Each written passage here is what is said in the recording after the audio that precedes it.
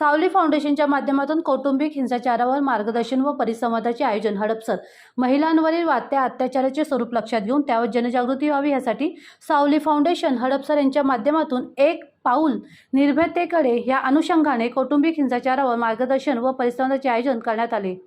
सदर कार्यक्रमात सौ अश्विनी राग, सहाय्यक पोलीस आयुक्त आणि ॲडव्होकेट पियाली घोष यांनी उपस्थित महिलांना मार्गदर्शन केले. तसेच कौटुंबिक हिंसाचारापासून स्वतःला वाचवण्यासाठी स्वतः कसे आलेल्या परिस्थितीला धैर्याने सामोरे जायचे याबद्दल सविस्तर माहिती दिली. महिलांनी सुद्धा त्यांच्या मनातील प्रश्न विचारून शंकांचे निरसन केले. आपल्या प्रश्नाचे निरसन झालेले बघून महिलांच्या चेहऱ्यावर समाधानाचे भाव होते. या कार्यक्रमाला महिलांची उपस्थिती लक्षणीय होती. तसेच पुन्हा अशा परिसंवादाचे आयोजन करण्यात यावे ही मागणी महिला वर्गाकडून मोठ्या प्रमाणात होऊ लागली. सदर कार्यक्रम यशस्वी करण्यासाठी सावली फाउंडेशनच्या अध्यक्षा पद्माताई योगेश बापू ससाणे, लता देशमुख, सविता गोरे, सपना बोराटे, संगीता झगडे, जयश्री मंदप्रे, अनिता पाटील, ज्योती गायकवाड तसेच पडद्यामागे राहून आपली जबाबदारी यशस्वीरित्या पार पाडणारे आणि सावली फाउंडेशनचे आधारस्तंभ योगेश बापू ससाणे यांनी विशेष परिश्रम घेतले. सदर कार्यक्रमात महाराष्ट्र 24 तास न्यूज चॅनलला मीडिया पार्टनर म्हणून काम करण्याची संधी दिली त्याबद्दल सावली फाउंडेशनचे विशेष आभार. बऱ्याचदा काय होतं की महिलांना कुठे ठामपणे नाही म्हणायचं हे माहीतच नसतं. आपण आपल्या कामाच्या ओघात कामं करत असतो आणि आत्ता तर असं झालं आहे ना की पहिलं वर्किंग वुमन फार रेअर असायचं. आता वर्किंग वुमन खूप कॉमन झालं आहे. म्हणजे ती घरात जरी असली तरी कुठेतरी शिवण क्लास करेल, शिवणकाम करेल, अजून घरासाठी हातभार म्हणून दुसरं काहीतरी काम करेल. तर ती दोन दोन आघाड्यावर लढत असते आणि ह्या सगळ्या तारांबळीमध्ये तिच्यासोबत काही चुकीचं होतं आहे आणि त्याला आपण ठामपणे नाही म्हणायचं असतं. याची बऱ्याचदा आपल्याला उमगच नसते आणि कधी कधी माहीत असलं तरी ते कळत नसतं, वळत नसतं असं म्हणता येईल. तर ह्या फाउंडेशननी हे आजचं लेक्चर मॅडमचं तुमच्यासाठी ठेवलेलं आहे. त्या लेक्चरनंतर मला नक्कीच वाटतं की तुम्हाला तुमचे अधिकार काय आहे आणि कुठे ठामपणे नाही म्हणायचं हे समजेल. आणि बिंग वर्किंग वुमन मी तुम्हाला एक सल्ला नक्कीच देईन की छोट्या मोठ्या भांडणं घरात होत असतात, पण त्या छोटे मोठे भांडणं आणि हिंसाचार याच्यात एक थिन लाईन असते. ती थिन लाईन आपल्याला ओळखता आली पाहिजे आणि तिथे आपली ठाम भूमिका घेता आली पाहिजे. कुठली स्त्री अबला असं नसतं. मला असं वाटतं की ती सबळच असते, फक्त तिला तिच्या ताकदीची आठवण आपल्याला कधी कधी करून द्यायला लागते. तिच्यात किती ताकद आहे, किती सामर्थ्य आहे त्याची ओळख तिलाच स्वतःला आपल्याला बऱ्याचदा करून द्यायला लागते आणि मग ती सबला म्हणून काम करायला सुरू करते. त्यामुळे ह्या सगळ्या तुम्ही माझ्यासमोर बसलाय त्यातली कोणीही अबला नाही माझ्यासाठी. तुम्ही सगळ्या सबला आहात आणि आजच्या लेक्चरनंतर मॅडमच्या तुम्ही अजून चांगल्या पद्धतीने तुमच्या दोन्ही आघाड्या, घर आणि कामाचं ठिकाण उत्तमपणे सांभाळाल अशी मला आशा आहे. तुम्हा सगळ्यांना शुभेच्छा देऊन मी थांबते. और यहाँ पे आए इसलिए मैं आपकी स्वागत करती हूँ. तो खुद के लिए आप तालियां बजाइए पहले. मैं आप में से एक हूँ. मैं अपने आप को कोई अलग नहीं समझती हूँ और इससे मैं बोलती हूँ कि मेरी सहेलियों की स्वागत कीजिए. आज के विषय जो है वो है घरेलू हिंसा पे. घरेलू हिंसा अगर आप देखने जाओ तो वो कोई भी बात या चर्चा करने वाली विषय नहीं है. बहुत सारे लोग शर्माते हैं इस बात पे कि घरेलू हिंसा हम पे हो रही है, हिंसा हो रही है हम पे, और हम ये बात किससे कहें. आपको अच्छा लगे बुरा लगे सुनने में, पर हकीकत यही है घरेलू हिंसा की वजह औरत खुद होती है. अभी आपको लगेगा कि औरत खुद कैसे होती है. अगर आपके सास यानी जो माँ है अपने लड़के को सही शिक्षा देती है कि उन्होंने कैसे सम्मान करना चाहिए एक औरत का, तो घरेलू हिंसा की सवाल ही नहीं आती है. ये हकीकत है मैडम, ये हकीकत है. मैं औरतों को खुद बोलती हूँ, आप डोमेस्टिक वायलेंस बोलते हो और आप लड़कों को उंगली दिखाते हो. एज अ मदर, एक माँ के हिसाब से आपने अपने बच्चे को क्या शिक्षा दिया है. अगर उसने देखा कि उसके पापा ने माँ को अत्याचार किया, उसको लगेगा यही हमारा संस्कार है. माँ ने अत्याचार सहन की, हम माँ पे अत्याचार करेंगे, बहन को डोमिनेट करेंगे. दूसरी की बेटी हमारे घर में जब आती है बीवी बन के, उसको डोमिनेट करेंगे.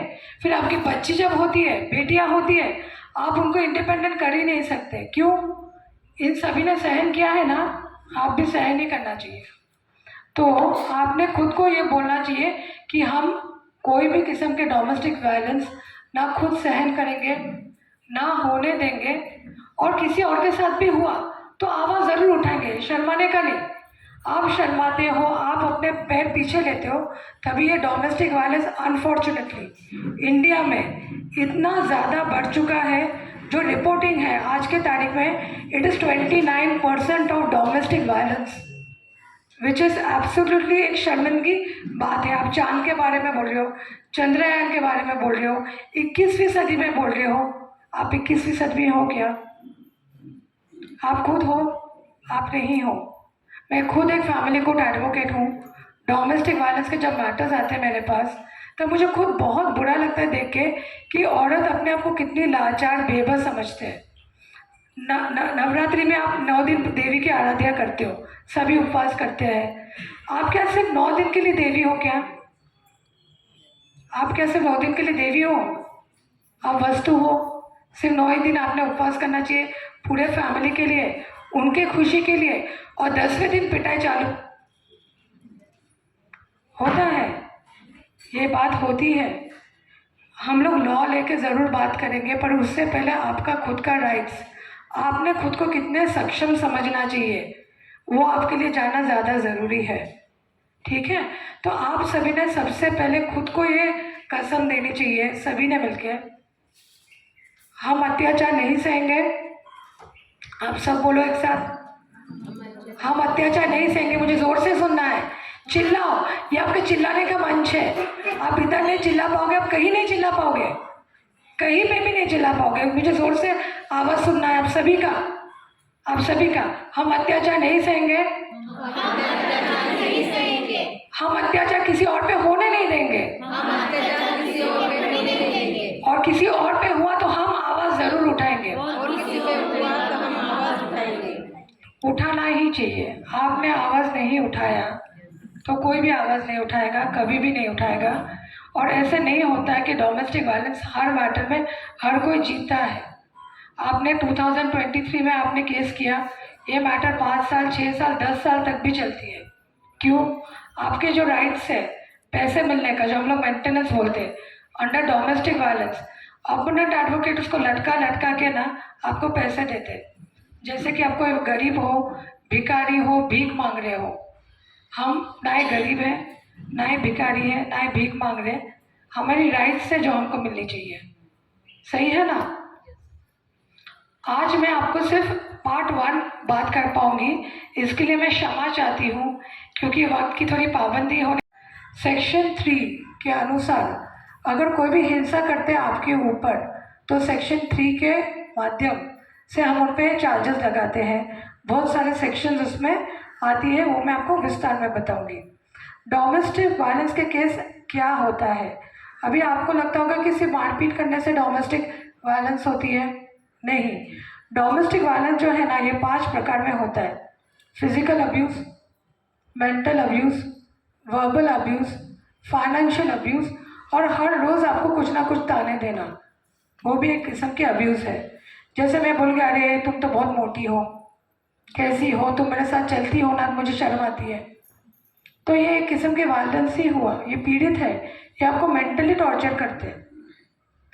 ज़रूरी नहीं है, आजकल लड़के भी बहुत होशियार हो गए, 2 चाटा मारा, आप ससुर में चले जाओगे, मेडिकल करोगे तो उस पर केस दर्ज हो जाएगा। तो वो क्या करता है, आपको मेंटली टॉर्चर करता है। पैसे नहीं देगा आपको, समाज में आपको प्रतिष्ठान जगह पे नहीं लेके जाएगा, एक्स्ट्रा मैरिटल अफेयर रखेगा, आपको नीचा दिखाएगा, आपको गाली गलौज करेगा। हमेशा आप मोबाइल या कुछ लेकर रिकॉर्ड नहीं करते हो ना, किसी के गाली गलौज, गाली देना, 4 लोगों के सामने आपको छोटा दिखाना, ये सब डोमेस्टिक वायलेंस के नीचे आती है। भारत में घरेलू हिंसा कानून क्या कहते हैं आपको? इस कानून के तहत महिलाएं घरेलू हिंसा के सुरक्षा वित्त, मुआवजा यानी मेंटेनेंस, आप पैसे मांग सकते हो। आप अपने खुद के घर में रह सकते हो। डोमेस्टिक वायलेंस होने के बावजूद वो आपको निकाल नहीं सकता है, क्योंकि वो घर ससुराल आपका ही है, आपका हक है उस घर में रहने का। वो आपको वहाँ से निकाल नहीं सकता है मार पीट के। जैसे कि अश्विनी मैडम ने कहा है, आप आके पुलिस स्टेशन में कंप्लेंट कर सकते हो। वुमेन सेल है जो आपको प्रोटेक्शन देंगे, अंडर डोमेस्टिक वायलेंस, और उसके आगे का क्या प्रोसीजर है उसके लिए हमारे लीगल काउंसलर्स है। हर कंप्लेन जो होती है केस नहीं बनती है, हम उनको बुलाते हैं, बात करते हैं, बात से समझ में आया तो ठीक है, वरना कानून के रास्ता दिखाते हैं। मैक्सिमम टाइम हम लोग मीडिएशन में डोमेस्टिक वायलेंस मैटर्स को सॉर्ट आउट करते हैं।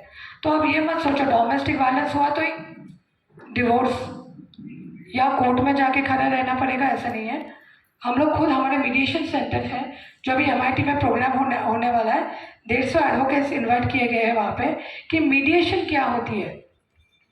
मीडिएशन क्या होती है, आपने अगर बोला आप पे डोमेस्टिक वायलेंस हुआ है, आपसे बात करते वक्त हमको समझ में आता है आप झूठ बोल रहे हो या सच बोल रहे हो। क्योंकि मैं देखो आपके पति को नहीं पहचानती, आप आके बहुत सारी चीज़ें बोल सकते हो मुझे, पुलिस आपको कैसे पकड़ते है आप जब झूठ बोलते हो। सेकंड सेशन, थर्ड सेशन आपका स्टेटमेंट बदल जाएगा। तो हमको समझ में आता है कि ये हर बार अपने डिसीजन क्यों बदल रही है, क्योंकि आप यहाँ पे आए हो, आपको डोमेस्टिक वायलेंस का नॉलेज जानना है, तो आप लोग भी सोशली बहुत लोगों से मिलते हो, तो मैं चाहती हूँ कि आप खुद भी ये जज करो। जब आपके पास कोई केस आता है तो वो केस के हिसाब से वो सच बोल रही है, झूठ बोल रही है, वाकई मदद की ज़रूरत है, फॉल्स पुलिस कंप्लेन तो नहीं कर रही। आपका फाउंडेशन का इतना बड़ा नाम है, तो ये फाउंडेशन के माध्यम से वो लोगों को मिसगाइड तो नहीं कर रही है, आपको मिसगाइड नहीं कर रही है, ऐसा नहीं होना चाहिए। तो इसके द्वारा डोमेस्टिक वायलेंस जो भी जिसके साथ भी होता है उसको मुआवजा ज़रूर मिलता है। इट इज़ अ कंपेंसेशन, मैं नहीं बोल रही, it is a maintainable amount. आपने हाथ फ्रैक्चर कर दिया मेरा, मुझे आपने हॉस्पिटलाइज करवाया, मुझे जो मेंटल टॉर्चर हुआ इसके भरपाई कौन करेगा? किसी ना किसी को करना ज़रूरी है ना। और ज़रूरी हमेशा ऐसा नहीं कि पति मारता है, सास भी मारती है, देवर भी मारता है, ननद भी वैसे हरकत करती है या नहीं? हमको हिंदी मूवी और सीरियल देखना बहुत पसंद है, मराठी सीरियल भी मैं देखती हूँ। मैं क्षमा चाहूँगी, मैं मराठी में इसलिए बात नहीं कर रही हूँ, ताई को मैंने पद्मा ताई को बोला है कि लड़का और लड़की का जेंडर भेदभाव ना हो जाए, इसलिए मैंने ये सेमिनार हिंदी में लिया है आपके लिए।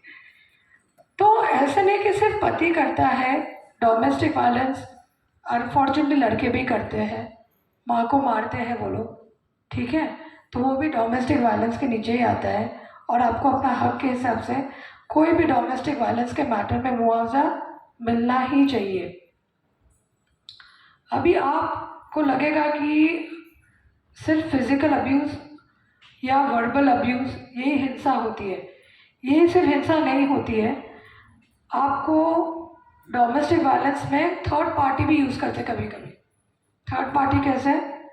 रिश्तेदार, दूर के रिश्तेदार, मौसेरी सास, चचेरी सास, पता नहीं कौन कौन। सास अच्छी है, गुड गर्ल, बहन को बोलते उधर से तुम पिन लगाओ, करती है या नहीं?